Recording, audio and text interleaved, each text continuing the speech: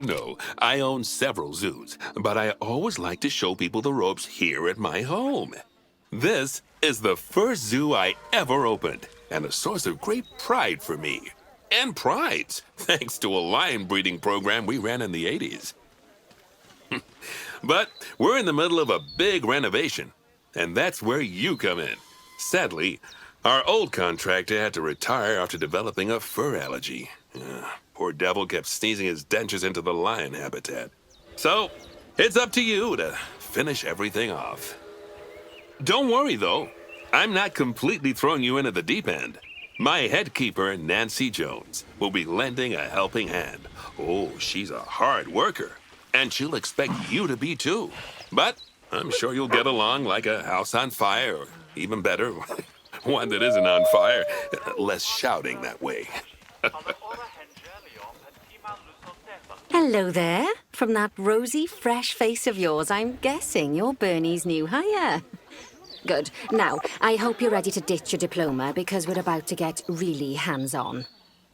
But before we begin the real work, how about we familiarize you with the zoo by learning how to fly around it and visiting some of our beautiful animals?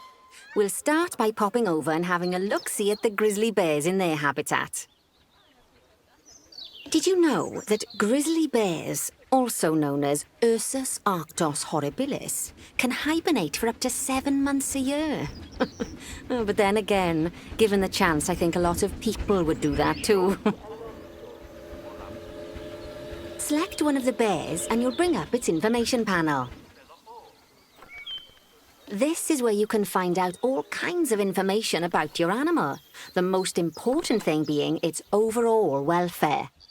You'll learn more about animal welfare today as we go through your objectives. But for now, let's enjoy this magnificent animal. Why don't you select the camera at the bottom of its information panel? See now, this is a fantastic way to get a close look at your animals. You can also get this view of an animal by simply double-clicking on it.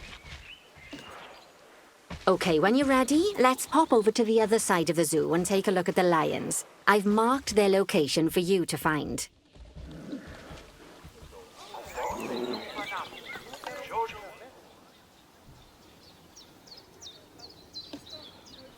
Panthera leo leo, or the West African lion to you and me.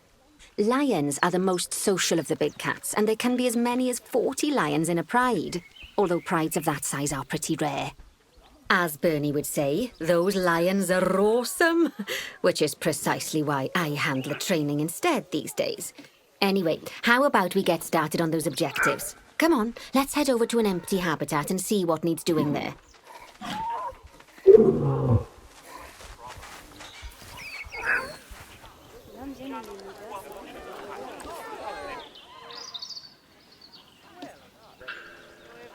As you can see, it's a lovely space for animals, but it's missing a certain something. Well, 2 somethings. Warthogs. So I'd like you to adopt a pair of them. To adopt animals, we need to open the animal market, which is in the animal trading section. There we are, a pair of perfectly splendid warthogs for our zoo. Just click on them and select Adopt from the side menu. Normally, the animal exchange would be full of animals, but I've emptied out the market while you learn how it works. The last thing I need is you accidentally ordering a dozen elephants. When you adopt an animal, it's automatically placed in the trade centre, where they're held until you're ready to move them into their habitat, which, as it happens, you are. So how about you move them into their new home? When you ask for an animal to be moved into a habitat, your caretakers will go to the trade centre, collect your animal, and deliver them to your selected habitat. I've marked the trade centre's location, so let's go and watch the caretakers in action. Well, as you can see, those caretakers don't hang about. They'll move those animals to their destination as fast as possible. Of course, normally we'd have to place the animals into quarantine before moving them into a habitat, but I am assured by a person of good standing that these warthogs are in the very rudest of health. Right, let's get the warthog's habitat finished up so we can keep them nice and happy. You see, each animal in the zoo has an overall welfare statistic, basically how happy they are.